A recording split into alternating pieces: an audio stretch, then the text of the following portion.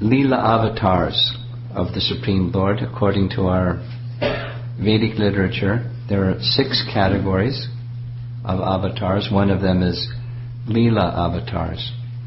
The Leela avatars perform special, wonderful, attractive pastimes.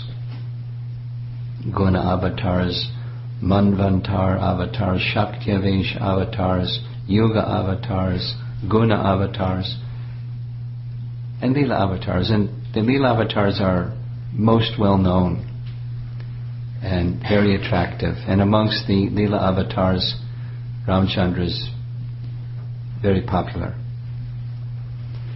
And each of these Leela avatars, they exhibit some very special feature. And Ram's special feature was the ideal king. So we were discussing what are the features of Ramchandra as the ideal king. It was a nice session this morning. So I thought I would speak something further about that ideal king. And along with some of the very specific things that we discussed, an ideal king, Ramachandra, was an emblem of virtue. Practically, when you read Ramayana, you're filled with a compelling urge to be more virtuous and abide by virtue, and feeling very diminished about what our actual stature is, but being inspired by his standard of virtue. And there's so many wonderful pastimes. I thought I would narrate one of them that's preceded by a series of other events. So, from the Aranya Kanda section of Ramayana, where Ram enters into the forest, which is after the meeting with Bharat, where Bharat comes from Ayodhya with the whole royal family, like building a road in the middle of the forest, you know, the whole pastime. From up high on the mountain where they were residing, Lakshman saw this whole array of people coming to where they were. And he saw very carefully that it was the flag of Dasarath bearing the palm leaf at the top, indicating Bharat is coming. And he was thinking, maybe Bharat wants to finish you off so he can have the kingdom without any dispute, and tell me, Ram, I'll finish him. Just give the word. So after he understood really what Bharat's intention was to convince, plead, beg, persuade, somehow get Ram to come back. And Ram wasn't going to budge because the order of his father was there, and the order of his father is his life. He had given his word. So neither side was yielding. Both sides were compelling the other side. Finally, Ram came up with a wonderful solution. Here's my shoes. Take my shoes. And you can respect my shoes, and you can reside until my years of exile are gone in the forest. So after everyone left,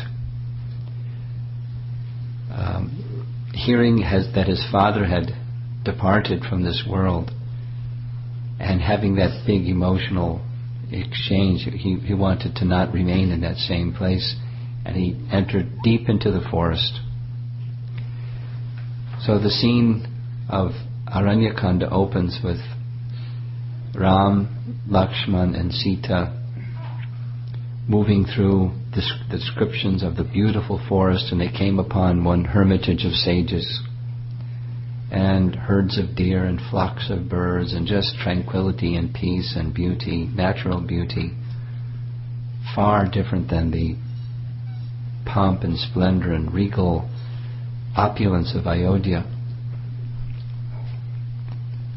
And when Ram entered into the hermitage of the sages, they were so happy to receive the son of Dasarath has come to our hermitage. And they received him in all proper manner and offered the simplicity that they had to offer, a place to sit and some water, and went quickly to gather some roots and berries and herbs and whatever they could offer as edibles to Ram.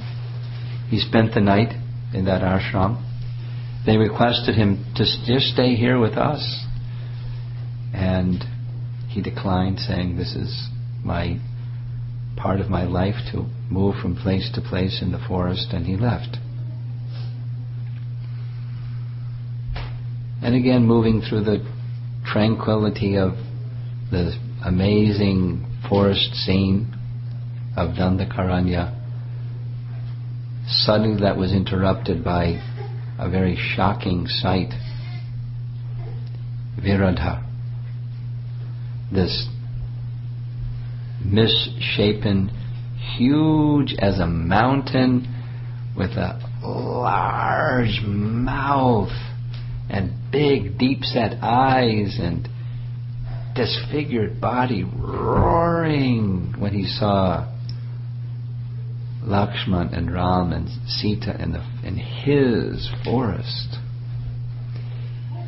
He was carrying a spear that had 4 lion heads, 3 deer heads, 12 spotted deer heads, and a few jackals and rabbits and other small animals. His whole body was bloodied with his matted animal skin garment, roaring, "What are you doing in my forest? I am Virad, the son of Java. And who are you? You so-called ascetics, carrying your bows and arrows in the forest. What pretenders are you anyway?" And he immediately lunged and grabbed Sita, holding Sita in his hand. Big body, just like little Sita in his hand. Make a great movie, Sita screaming, "Ram, Lakshman!" And Ram became very disturbed and disheartened. "Lakshman, look, my beloved Sita, the daughter of Janaki, is being touched by this terrible creature. My stepmother is now happy because our lives are totally spoiled. Coming into..." Lakshman says, "Stop this lamenting. You're Lord Vishnu. You're the personality of Godhead. Destroy him at once. Give me the word. I will do it alone. Let's stop him." So many arrows they fired at once, and they all pierced the body of Virad. And he just moved his body, and they all fell off.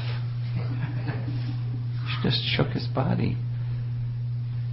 He said, "I've asked you who you are and what kind of an answer. You haven't even... Who are you? We're the sons of Dasarath, the king of Ayodhya. And we're here in the forest for some number of years. Now, return Sita at once. Return Sita at once. You're the sons of Dasarath. I'll give you the opportunity to leave this place and spare your life. Otherwise, I'll eat you alive." So they fired many other arrows, hundreds of arrows, sharp arrows, and pierced his body. He just yawned, and the arrows all fell off his body. But there were blood all over his body, so he set Sita down and went and grabbed Ram and Lakshman, one in each hand, and started running off into the forest. And Sita cried out, "Ram, Lakshman, don't leave me here. This is a dangerous place. Do something." Ram turned to Lakshman and said, "You break this arm, I'll break that arm. take your sword, chop away. And they broke his arm, and he fell to both arms. And he fell to the ground in great pain, unconscious. And as he was unconscious, they were taking their swords and hacking him and picking him up and throwing him and beating him, and they realized he's not going to die. There must be some special benediction that he has. So Ram placed his foot on his chest, and immediately Virad then spoke, "Oh, my illusion was covering me until your foot touched my body. Now I understand who you are. I was cursed by Kuvera. My name previously was Tumburu, as a Gandharva, and I was put in charge of looking after his consorts. And I was negligent, and they fell into some difficulty, and he cursed me that I fall to this world and become Rakshasa. In my life as a Rakshasa, I underwent great austerities. So great were the austerities that Brahma came and asked what benediction I wanted, and I wanted the benediction that it couldn't be destroyed by any weapon. And so here I am in this Rakshasa body trying to get freed from the curse, and now you've come. Please destroy me. But you can't destroy me by any weapon. So please bury me. Dig a big pit and bury me under the earth and rocks. But the next place you should go, just down the river, Mandakini River, is the sage of Sharabhanga, a descendant of Gautama Rishi, and he will give you direction how you can live safely in this wild forest. Please destroy me at once so I can be freed from this curse. So they dug a big pit. Ram held him under his foot, and Lakshman dug the pit, and they pushed him in the pit, big, huge body, and covered with dirt and rocks. And his Gandharva form ascended into heaven.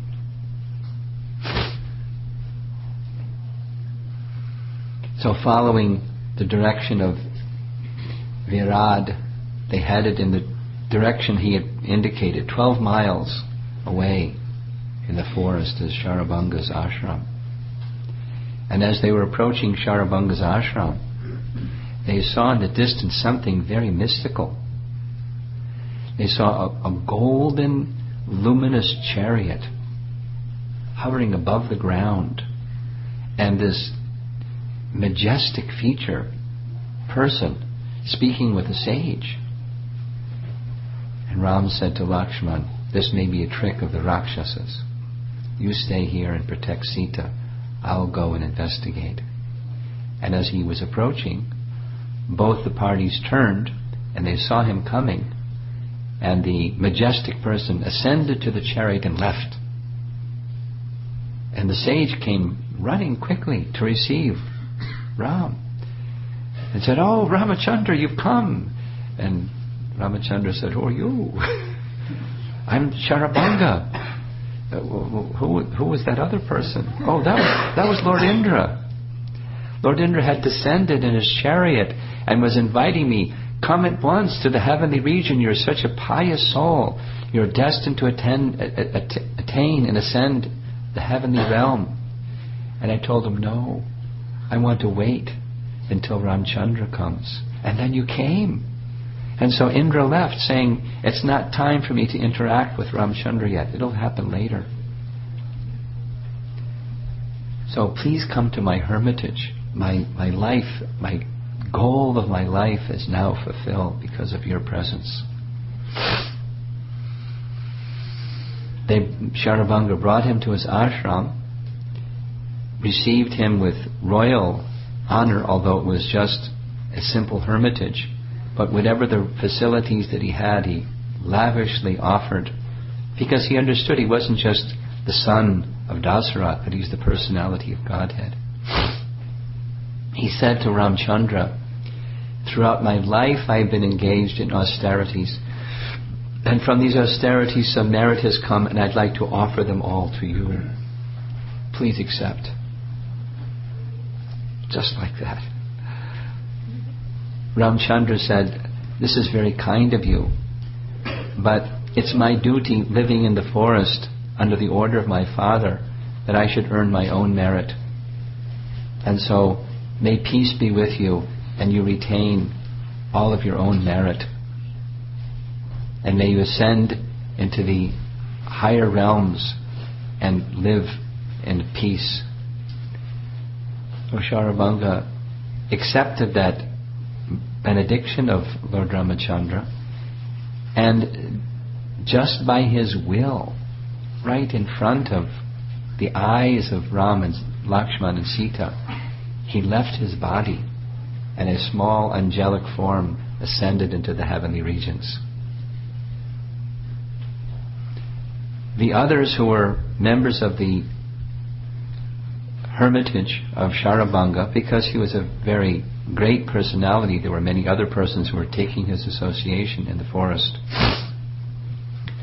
They requested Ramchandra to spend the night with them, and as they were walking to the place where they would sit and have their dialogue, Ramchandra saw in the distance a stack of bones. And Ramchandra asked, "What's that?" And they said, "Oh, that's bones of sages that are left over after the Rakshasas have devoured their bodies. We're sages in the forest, and we're dependent upon protection from the powerful king.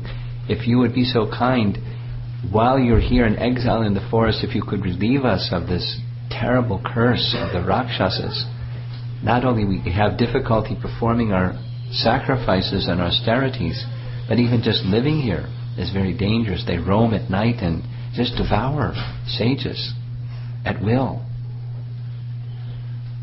Ram took a solemn vow and said, "I, as the son of Dasrath, hereby take this vow that for the whole time I am in exile, I will give you protection. It is the duty of the son of the king to perform this service. I give you my vow. Please be peaceful." They were very pleased. They spent the whole evening just discussing spiritual topics together, the learned sages and Ram and Lakshman and Sita by Ram's side, hearing the whole discussion. The sages at the hermitage of Sharabanga, they wanted Ram to stay. But when the morning came and he performed his morning duties and the rising of the sun just at daybreak, he also left. So they gave them direction how to reach the hermitage of Sutikshna, and a very detailed description of follow the row of trees for so many miles, and then when the row of trees ends, you turn this way and you'll find at this amazing ashram, a clearing that's just like heaven. He has a very wonderful ashram. You'll enjoy his association and his wonderful ashram. So they followed. They entered the hermitage of Sutikshna, and once again, a very wonderful reception. Sutikshna somehow had the capacity, doesn't say whether some messenger went or he had the capacity to understand, but somehow he knew that Sharabanga had departed and the residents of Sharabanga's ashram had sent Ram. So he was waiting and expecting him to come. Like, not just receiving the king, but receiving the personality of Godhead in his ashram, a purified soul. And once again, spending the evening discussing spiritual topics. One gets the sense that this is how Ram was going to live in the forest, just going from wonderful hermitage to hermitage. And again requesting him to stay, and no, I must continue my travel. So the next morning they left after daybreak. And as they were traveling, that wonderful painting, I think of when I see that wonderful painting of in the forest, Ram, Sita a little on this side behind, and in the background is Lakshman protecting Sita on the back and Ram standing in the front. Sita spoke to Ram saying, "My dear Lord, I'm in terrible anxiety." Why are you in anxiety? This is idyllic. It's wonderful. You've always loved living in the forest. You always like going to gardens and natural settings. And it's so wonderful here. My heart is jubilant, and I feel that you are experiencing the same, but you say that you're so troubled. Please tell me, what's the trouble? What is troubling your heart? She said, "Please excuse my words, because it may be hurtful, but I'm compelled to say them. Even a man of great virtue can be corrupted. According to scriptures, there are 3 things that even the most virtuous of persons can become corrupted. And those 3 things are: one who speaks falsely. The virtue that one possesses can be destroyed and nullified by one who speaks falsely. Second is one who covets enjoying another man's wife. Can completely destroy the virtue of even the most virtuous person. But my dear Ram, I know you. I know your heart. Your word is as good as can exist in existence. Just see what you've done. The word of your father has been spoken. You've given your word to your father. You'll go to the forest, and nothing can deter you from upholding your word. And as far as your faithfulness as a husband, there's no question. I know your heart. But this other 3rd item found in the scriptures has me very concerned. You've taken a vow that you will destroy all Rakshasas. And it's the duty of a king to give protection to his citizens, but not to harm anyone who has not caused any difficulty for him. And you've just taken this blanket vow for the sages. You have this mighty bow, and you're invincible. But a mighty, powerful instrument in the hand of someone who doesn't use it fully in the best way can be corrupt. And there's a historical verification of this. There was one sage that was living in the forest, perfectly sinless, pure, spotless character person. Indra was becoming concerned that the sage was becoming so powerful. Maybe he had the design to take over my kingdom. So he descended, disguised like a worldly king, entered the hermitage of the sage. Seeing the sage, he requested the sage, "My dear sage, I'm traveling in the forest, and carrying this sword is burdensome for me. Could I just entrust this sword with you and come back later and gather it at a later time?" And the sage was thinking, "I'm happy to do some service for the king. So, surely, I'll keep it in a safe place, and you can come back and claim it when you return."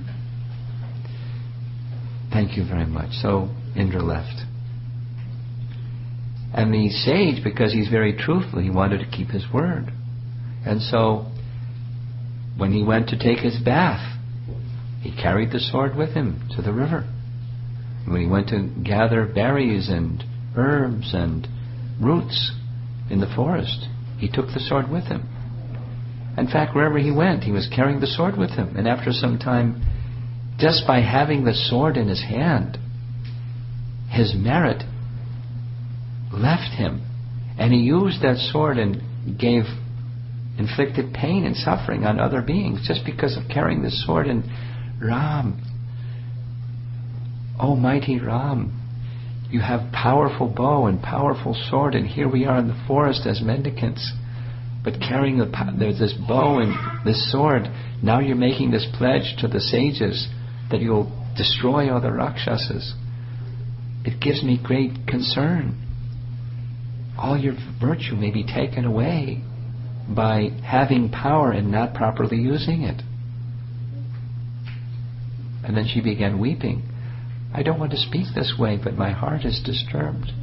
Please help me. So Ram was silent and then spoke to Sita, saying, only someone who has such love as you have can speak in this way. Your only concern is for my well-being. I've given my word, so I can't take back my word. But the word that I've given is completely in keeping with Dharma. Yes, it's true the Rakshasas have done no harm to me, but they've done harm to the sages. You saw the stack of bones. The sages are under the protection of the king. If the king doesn't give protection to the sages, he's not performing his proper duty. So my pledge to the sages was for their protection. Sita, I assure you, this bow and this arrow will never be used in any other way than in accordance with the principles of Dharma. I give you my solemn vow. Just hearing the reassuring words of Ram pacified the heart and the mind of Sita, and she became very happy again. So, just in keeping with our discussion this morning, the example, it's Leela because Ramchandra is the personality of Godhead. He's not one of us, he's not a Jiva soul, he's in another category. He's Vishnu Tattva, not Jiva Tattva. So he doesn't need to do anything. But his Leela is to show by example how a Jiva soul, or one of us, someone who is taking some responsibility for giving protection to others, a king, what standard should they live by? And the standard that a king should live by is he stands by and upholds Dharma. He's to live by that principle of Dharma himself and to show and ensure that his citizens also live by the standards of Dharma. He didn't become angry with Sita. Why have you spoken like this? He understood her heart and wanted, and she didn't speak improperly either. Her concern was the welfare of her husband, and his concern was to uphold Dharma, to perform his duty as a king, and see that the heart and the mind of his good wife became pacified.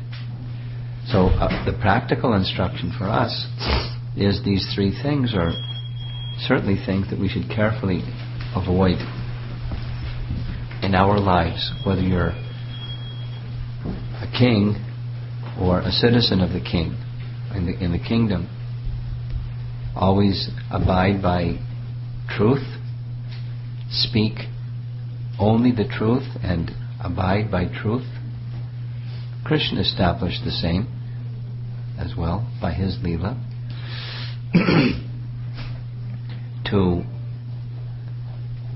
In religious principle, be faithful in one's marriage, husband and wife. And if some situation comes into one's hand where there's some power, it may not be a sword, but some situation where there's power over another, that power should never be misused. One who receives something from the Supreme Lord, some honor, position, something of strength and power, where there's a superior and a subordinate, that position of power should never be misused. If one does, all of one's virtue is easily destroyed by any one of those three things. Very wonderful instruction where Ramchandra is showing how to live an ideal life. So the pastimes of Ram are vast, and our time isn't. Because